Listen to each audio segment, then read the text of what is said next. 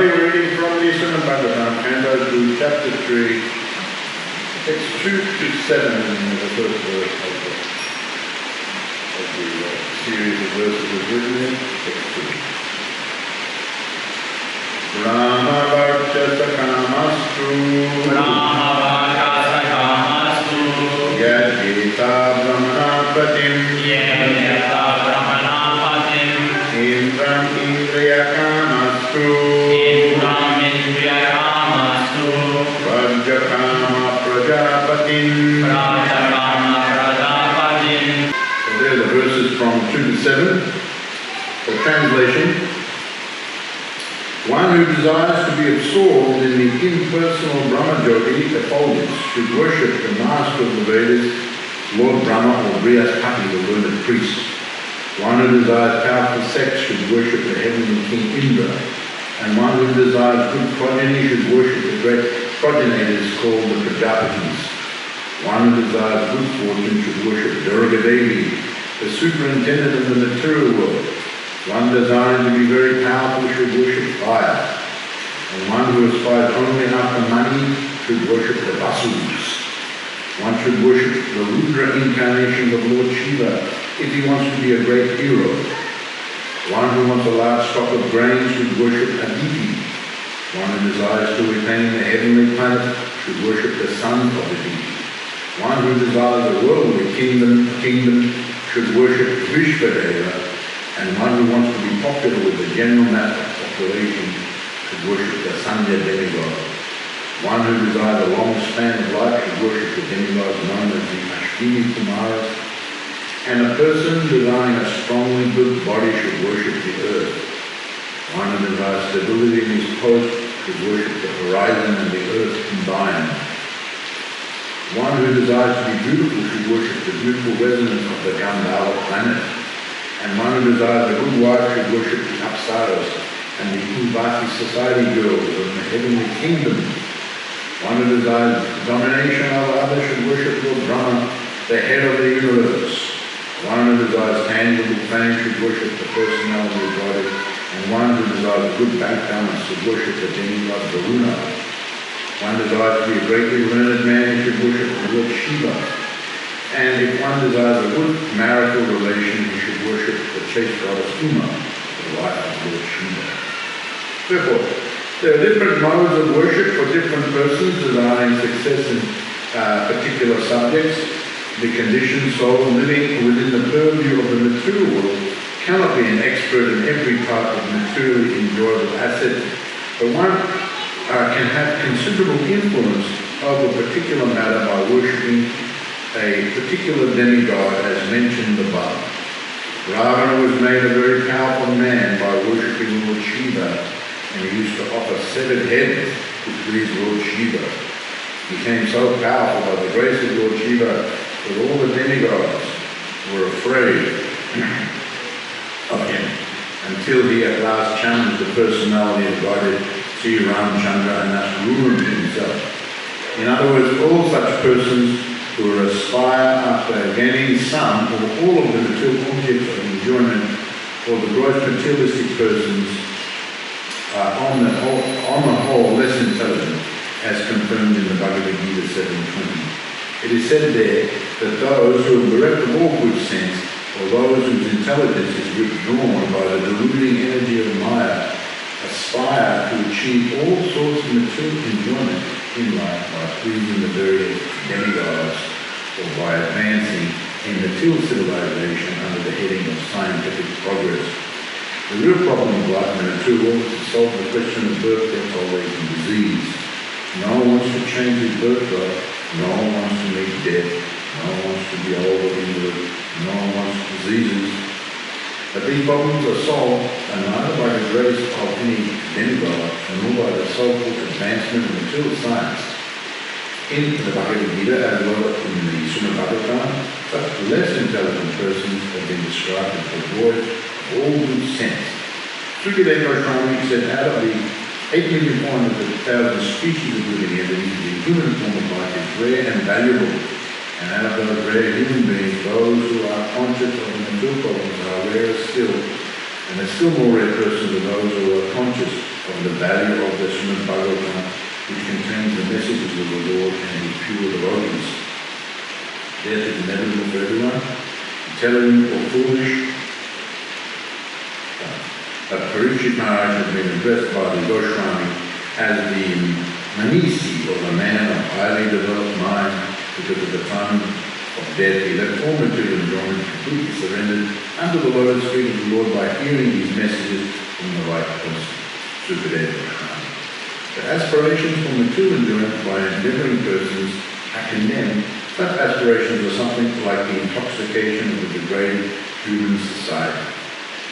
Intelligent person should try to avoid these aspirations and seek instead the permanent life by returning home back to Godhead.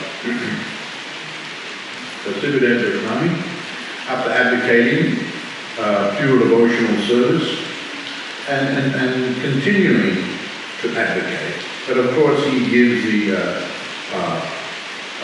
direction here for at least some direction for those who don't want to immediately take up pure devotional service of the Supreme Personality of Godhead. So Prabhupada, of course, in his purport, he stresses on this point that actually pure devotional service of the Supreme Personality of Godhead is the topmost. And this is for those who have developed their intelligence to pure intelligence. And everything has got some level of intelligence. You've got the supremely intelligent Lord Brahma down to the ant. Ants have intelligence. Every species of life has intelligence. But pure intelligence can only come in the devotional service to Krishna. All other intelligence is clouded and misguided, clouded, and actually the pure intelligence of the living entity is stolen away by the effect of the illusory entity, as mentioned. One becomes deluded by the material. Certainly, so much intelligence is needed. It's like in a materialistic society to do so many things, to build big cities and to do scientific research and advancement and so on and so forth. A great deal of intelligence is needed for that. But this is called the superficial level of intelligence. It's not deep intelligence, it's not spiritual intelligence. And actually people become foolish even though they appear to be intelligent. Just like something that is trapped, some insect is trapped in a cylinder, and actually to come out is someone looking in, to come out is actually obvious. But the trapped insect goes round and round at the bottom without somehow or other, without seeing the actual thing. So it goes round and round and intelligently navigates certain areas. But the one looking, just like one time Srila Prabhupada was on the roof at Mayapur, and at that time the lotus building was not fully complete. And he was sitting there, and some of the construction was yet to be finished, and all the switches for the lights, there was just cavities there, but they weren't all the actual plugs weren't put there. And Prabhupada was having a massage, and then one bird was coming there repeatedly and bringing little twigs and grasses and filling it up and making a nest in one of the cavities, of the light cavities in the wall. So Prabhupada was looking, the disciples were there, and he just commented, he says, the materialist, he said, are just like this. This bird is very intelligent, it's coming and going back and forth, making a nice nest. But we're watching, and at any moment, all that endeavour, coming back so many times, all that, immediately we just go over there and just brush it out, and it's all just like that. So that's like the material. They're endeavouring so hard, the great intelligence, working out how to do things, but ultimately, where is it going to lead them? This is what Prabhupada is stressing on here at the end of his purport. That, they may be intelligent in their own little way, but in the grand scheme of things, they're less than it. Even the those with the biggest brains on the scientific academic level, they're so intelligent on that level, but in the grand scheme of things, they're actually categorized as less intelligent. Therefore, sometimes we find this, the less intelligent, we read these, they are less intelligent, but we're talking on the grand scale. Certainly they're intelligent, but on the grand scale, they're less intelligent, because, you're concentrating on the small. What's the grand thing? What's the use of doing the small when the grand thing is just going to take it all away? So this is called less intelligent. So Srimad Bhagavatam stresses on the point that the most intelligent position is the position of the pure devotion. But for those who don't want to be like that, that everyone has a will, and everyone, the super soul is within everyone, and Paramatma knows what you want, and he rewards you according to your desires and according to what you deserve. There are two factors. Krishna sees your desires, and Paramatma sees it, and then what you deserve, how you acted, then the combination of those things, then you get something else. So this is actually stated in this verse, Yo Yo Yam Yam Tam Bhaktam Shari. These verses, these verses from Bhagavad Gita. Those whose intelligence has been stolen by material desire surrender to demigods and follow the particular rules and regulations of worship according to their own natures. Prabhupada quotes this verse from Bhagavad Gita. The next verse also is very interesting. Yo Yo Yam Yam Tam Bhaktam Shari. I can't remember this verse here, 21, is very interesting also. I am in everyone's heart as a super soul. As soon as one desires to worship some demigod, I make his faith steady, so that he can devote himself to that particular deity. Endowed with this faith, he endeavours to worship particular demigod and obtain his desires, but actually these benefits are bestowed by me alone. The demigods are empowered by Krishna to bestow these things. So actually, everything is bestowed by Krishna. But intermediately, there are demigods, there are powerful agents in the world. And so, if one is not clear enough in their intelligence to come to the position of pure devotional service to Krishna, then whatever you desire, Krishna will fulfill it. It is in your heart. So if you really desire to worship the Devas, for example, as stated here by Srimad Bhagavatam, Paramatma from within makes your faith steady. All right, Krishna sees, well, this one wants to worship this particular deva, or many different devas. So I'll make his faith steady so that he can devote himself to that and be successful. Here it is given by Sukadeva Goswami, and the Vedic era these days, and still these days to some extent, if one wants to attain material benefits. But Prabhupada mentioned it can be done in two ways. You can do it, in materially speaking, on one side with modern scientific advancement. You want to improve your situation, you follow the guidance of the scientists and you take advantage. But in either way, one has to approach certain personalities to be able to get ahead. You can't do it all by yourself. You have to have a certain amount of education yourself, but there's that old saying, it's not so much what you know, but it is who you know. So similarly, materially speaking, on one side, if you want to get ahead in your career, if you've got good connections, you're recommended to go, why don't you go and see so-and-so, why don't you go and see them, they'll help you on that path. They're in a position to help you. The Prophet actually gave lectures on this verse, and he said that this is just like if you want something from the government, you have to go to different departments depending on what you want. So these are the different departments mentioned here. But similarly like that. So on one side you can do it that way. You go to a very, if someone's got a lot of money, you've got money problems, you see them, so it's like that. So on one side. Then on the other side, there is the worship of the devas. very intelligent people on the material level, they may combine the two of them. There are powerful beings in this world, and just like Popeye, that he told one time, he said that it's like when Hitler was powerful, there are those who worship Hitler, worship his agents, like a worship him, because they knew now he's powerful, if I want something, I have to go to him or his agents.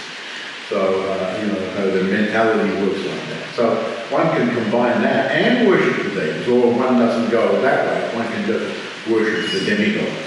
So here it is said that the Brihaspati, Lord Brahma, they are very learned. They are the most learned. Brihaspati is the priest of the Devas, is very, very learned.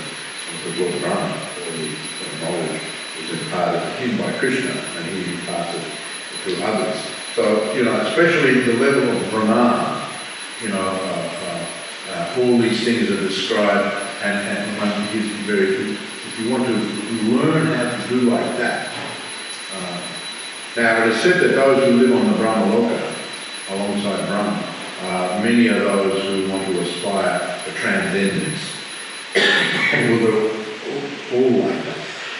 All want to aspire to transcendence, and they've elevated themselves with actually few years on the planet of Lord Brahma. Then they follow the direction of Lord Brahma. Of course, Lord Brahma did that. This Lord Brahma, he is a great devotee of Krishna, so those who are with him are very benefited by his presence and his association in that regard. So one can worship Lord Brahma, one can worship Brihaspati. Here, King Indra, one of the powerful sex life, worship Indra, who is renowned for powerful sex life. The Prajapatis are mentioned here, good progeny. So many devas are mentioned here. Durga Devi, Shakti Devi. If one wants to be have good fortune in this world, Durga Devi, the superintendent of this world, all sorts of persons. So many demigods are mentioned. The Vasus, maybe we should get Vasus race. The Vasus. The Vasus. Of course, these personalities, their description, they appear in different ways in different days of Brahma, even in different manus. There are different personalities who take the posts of Vasu. Here also is mentioned the Vishva Devas, or the sons of Vishva, the Sadhya demigod. These are all described. There are so many different types of demigods, the Sadhya demigods, who are the sons of Sadhya Devi, the Vishva demigods, who are the son of Vishva. And so the Vasus are those who are like Joe. They represent different aspects of creation, and Joe represents the sky. Elemental demigods, they assist Indra, and so on and so forth. I think I mentioned this before in another class. Animal, those you can worship the sons of Aditi, the other types of demigods, so on and so forth. Those with a long span of life, the demigods known as Ashwini Kumaras. They are the heavenly demigods, they're like physicians, and they have all sorts of powers to help someone who wants a good life. So if you want these things, if you want, when one wants these things, one usually gets the Brahmins to do the yajnas and chant the mantras and sing the hymns, a certain ceremony, just like Sunday we had the Vivaha Yajna, Hari and Chintani, there's one part of the Yajna, and then to do that Yajna, the expert Brahmana is invited, who knows how to chant the mantra and to do the rituals in a certain type of way to make everything very auspicious. So that's one type of yajna. So there's all types of yajnas for worshipping these devas. So ordinary people, they don't know how to do it. Ordinary people don't. Here Sukadeva can't worship the Vasu. How do I worship the Vasu? How do we? But there are Vipras, types of Brahmins, who are just expert in this type of thing. They have read all the Shastras. They know how to worship the Vishvas, the Vishva Devas, the Sadhyas, the Rudras is mentioned here, the Rudra. When Lord Shiva description. One description is that the Kumaras were created by Brahma. He asked them to how populate the universe. They declined, they wanted to remain brahmachari. So they got a little bit angry about that, and from the king's eyebrows came Lord Shiva, and he cried, and because he cried, he was given the name of Rudra. So Rudra has expansions called the Rudras. Some are given at 11, some are given at the description. In different days of Brahma they appear in different, some are directly expanded from Lord Shiva. I think it's mentioned here that these particular Rudras are the ones who are expanded from Lord Shiva. And you'll see on, I think on the fifth canto, there's the Lord Shiva and then the expansion of the Rudras around him, the cover of the Bhagavatam on the fifth canto. And other times they're born as sons of Kashyapa and one of his wives. They're born in that way, and Manu, they're born in that way. So there's a different description how they appear in this world. But nevertheless, they're known to be great followers of Lord Shiva, great warriors. There's many descriptions of the Rudras as great warriors. Actually, at the end of the period of the universe, they assist Lord Shiva in his devastation, when he helps in the devastation of the universe, the Rudras. But they know there's many stories of the Rudras, how they fought wars to help the demigod, to help Lord Shiva, to help Lord Vishnu, and they're known as great heroes. So here, I think the example is given of the Rudras. If one wants to be a great hero. Once you worship Rudra incarnation, he wants to be a great hero. They're very, very powerful warriors. Demigods. Very, very powerful. So, therefore, there's obviously a yajna. If one wants to be very powerful, like a hero, one can, because there's overlapping here, the different demigods can also award those types of things. Other demigods besides the Rudras can, if you worship them, you can become a great hero also. But here, Srimad Bhagavatam particularly mentions the Rudras.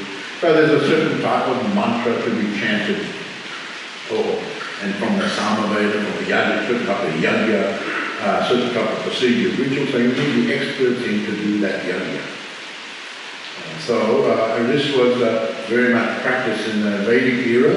And for those who, the fellow was not yet clear, they wanted certain opulences in the world, they couldn't see past elevation or getting power, they couldn't see past the pure and devotional service of Krishna. So alright, if they want to be like that, then do these types of things. You want to really be successful. Then you worship the devas in this way. So many different types of, good wife, Uma, no, I think the good wife, one wants a good wife, the Apsara, the Purvasi society, which is about the beautiful ladies of the universe. So if you want a beautiful wife, you worship like that. Worship the Apsaras and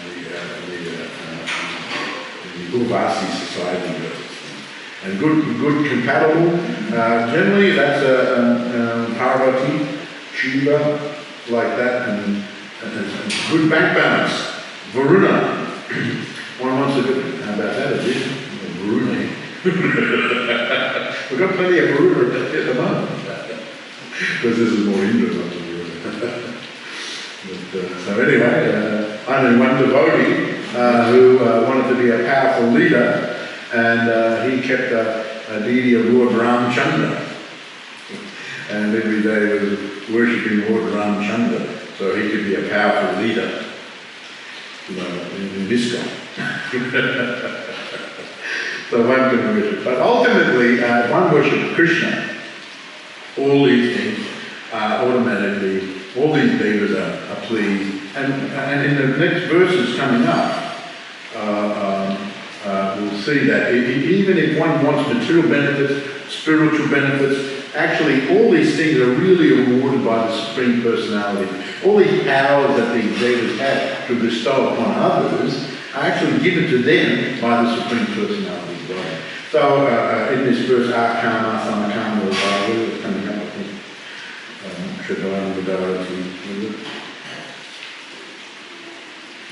it is mentioned that really you don't have to even, there is. Akama, Samakama. Moksha Kama Udaravi, Tibrena Bhakti Yogina, Yogi Dhatu Shankara. But one who has broader intelligence, whether he be full of all material desire, without any material or desiring liberation, must by all means worship the Supreme Personality of God. So Srimad Bhagavatam, he gives a little bit for everyone, those who are really intent, but actually with broader and higher intelligence, you really need to worship Krishna. So this is the point here. Of course, those who worship the Devas are not just, doing the benign motive or just to have their, and the example here is given of Ravana. Now Ravana, he worshipped Lord Shiva, but he wanted powers to be the most powerful and defeat all his enemies, Ravana. I always remember the story of Rikasura, where we did this play a lot in the old days, and I was usually in the role of the Rikasura. The Rikasura, the Rika demon, he wanted to be very, very powerful, and he asked Narada Muni, who gives the quickest benedictions of all the devas like Brahma and Shiva and Vishnu, if I worship them, which one of those will give the quickest results? And Narada Muni, knowing his mind and knowing his asura tendency, said, you better worship Lord Shiva. So he began to worship Lord Shiva, and he was just all so clouded and intelligent, so bent on getting what he wanted. He was willing to go to the utmost extreme. And this is like Ravana also, they're very intelligent, and they're so determined to get what they want, they'll do anything. And they don't care what happens to anyone else as long as they get what they... This is one of the definitions of an asura. They don't care what happens to anyone else, and you get really experienced. They don't care what happens to their husband or their wife or their children or anyone, just as long as they get what they want.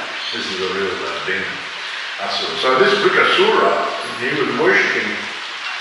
He went, where did he go? He went to Kedarnath. He went to Kedarnath, which is right up in the Himalayas, and the abode of Lord Shiva up there in Kedarnath. And he sat down in meditation, and he made a whole yajna and lit the fire, and he was offering all sorts of chanting, offering all sorts of things. Nothing much was happening. He was very impatient. He wanted to get the power immediately. Generally another sign of an asura, that's very, very impatient. And so he thought that I'll have to do something extreme to get the attention of Lord Shiva. He wanted Lord Shiva to appear before him and personally grant his request. So he started to cut off pieces, got a knife and started to cut off pieces of his own flesh, and offering the flesh into the fire. I remember I did this over we had a red soap bandage. I was cutting it off. Looked like, maybe we made it look like flesh. Okay. So then nothing, still Lord Shiva didn't appear, so the Rika was very frustrated. So he thought that, I'm going to get him to come. So he bathed and he was prepared. He put his head over the fire and he was going to cut up his own head. If this doesn't get Lord Shiva to appear, then he's going to kind of let it drop into the fire. And so Lord Shiva was of course observing all this, and then he came and he stopped. He said, there's no need to go to such extreme measures in your worship of me. And actually they said when he appeared, all those, his cuts and everything that he healed, healed. That's why the presence of Lord Shiva. And so I said, I am prepared to give you whatever you want. And so Rika was very happy, and he actually bowed down to Lord Shiva. And so I want the power that whoever head I touch with my hand will crack and split asunder.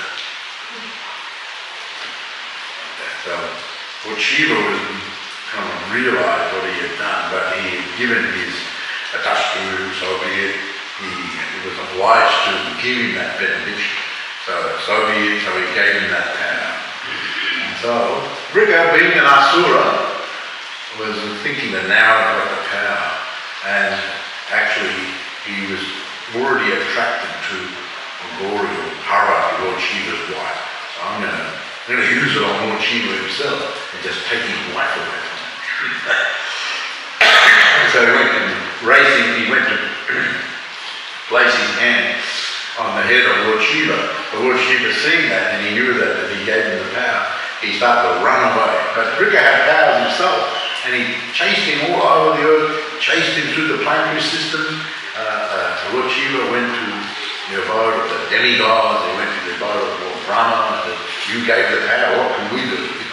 So then Lord Brahma said that you better go to Lord Vishnu. So he went to the state of Deep, Vaikuntha in the material world where Lord Vishnu resided. And Lord Vishnu, knowing everything, he actually decided to come out and greet both Lord Shiva and Rika as they came towards his abode. And he came in the form of a very young brahmachari, a very effulgent brahmachari. And he came in the form, and he was there like that. And he said, Lord Shiva, he asked him to just, you just stay over, let me take care of this. So then Rika was running, and he just said, and he stopped him, and he just said, you look very tired, I knew your father, even though I looked very young, actually I knew your father. He started talking in a very familiar way that actually, he was able to stop Rika. And so he was talking, so he comes and just rest a while here. And then he said, why have you come? I've got the power on anyone's head. And so I want to put it on Lord Shiva himself. And so it is said that Lord Vishnu, by his clever talking and by the expansion of his deluding energy, he said like this, that, Lord Shiva, he gives these benedictions, but I've heard that actually, mostly all of them are ineffective. They don't work. You may think you've got the power, but actually you haven't. But no, he gave you the power. I'm telling you, you haven't got any power. If you don't believe me, just try it on yourself. Try it on yourself. So with the deluding energy, somehow or other he was all confused, and so he said, I will do it. So he did.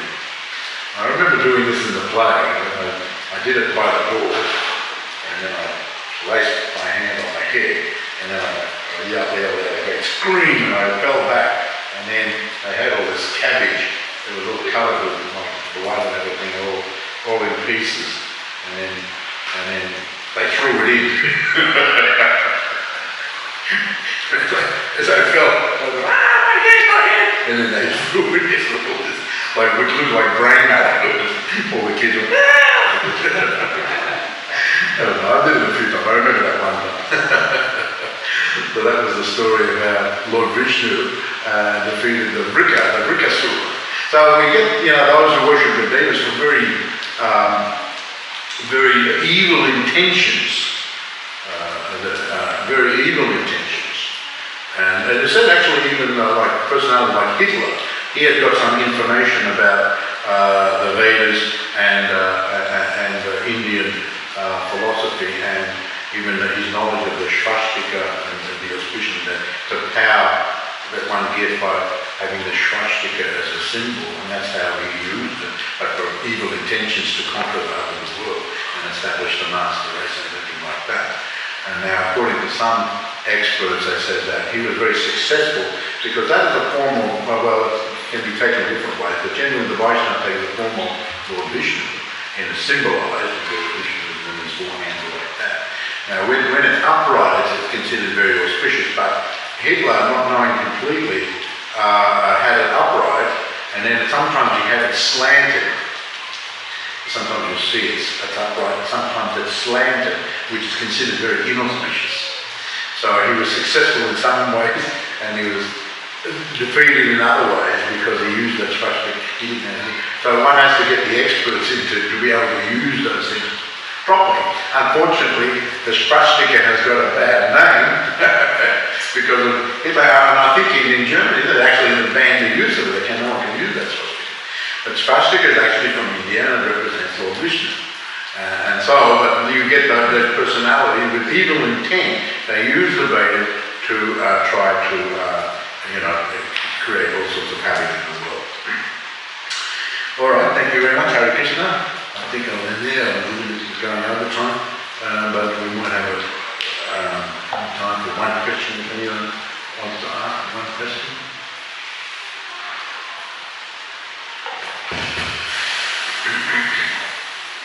Yes, please. Observing nature, we see the living entities, and sometimes we're amazed by the abilities that they have. But is the correct understanding is that all that the living entity is doing is desiring, and actually the super soul is conducting all of those activities. Is that correct? The super soul conducting, orchestrating all those activities. Empowering them to do whatever they want, yes. Yes, of course, it gives them the power, but they make the decision how to use that power. So it's a combination of both, the individual desire and the arrangement. So they're definitely super soul arrangement, they want to be like that, but then they have to get their reactions also, which is also orchestrated by the super soul. So sometimes we see the asuras become very, very powerful, and certainly Paramatma from within empowers them to have that power, but unfortunately, and he allows them to use that power. There are all sorts of greater things going on. They have done something to be able to get that type of power in the previous life. Some sort of piety to get that type of power, but also it's a mixed up thing, because and then they have to get some reaction, and then others have to get some reaction too because of their situation. So Krishna uses a combination of giving them power and giving some karma to some others. So it's a combination of many things, not just one thing. Certainly super soul is within, as is mentioned here in all your and Bhakta, that super soul within, one who worship the devas. And certainly Ravana, we saw Ravana, Krishna allowed him to get that power, allowed him, but there was a certain purpose behind it and so on and so forth. So there's a greater thing going on, and we don't fully understand immediately. So that devotee you were talking about was worshipping Lord Rama Chandra. Was he successful? In some ways. In other ways, maybe not. But it depends on how they use that, when they get that empowerment, how they use it. If they misuse it, then they're going to have to get it. So Ravana worshipped Lord Shiva, he got that power, but then he misused it. Vikasura worshipped Lord Shiva, he got that power. He misused it, had to get the punishment. So we can also worship the Lord in so many ways, and the Lord empowers us, and he gives us that power, and then we use it. But if we misuse it, then the Lord can decide something else about that. Jai Srila Prabhupada ki jai, Gaur Prabhupada.